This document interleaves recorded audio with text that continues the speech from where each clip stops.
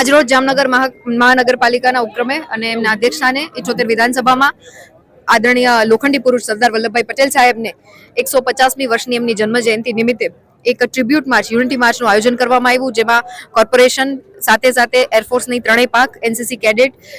યુવા વર્ગ, માતૃશક્તિ અને નગરજનો ખૂબ સરસ સંખ્યામાં ઉપસ્થિત રહી અને સરદાર સાહેબનું જે વિરલ વ્યક્તિત્વ હતા એના શ્રદ્ધાંજલિના ભાગરૂપે અને દેશને એમણે એમના માધ્યમથી જે કોન્ટ્રીબ્યુટ કરી અને અખંડ ભારત તરીકે પ્રસ્થાપિત કર્યું, ત્યારે એ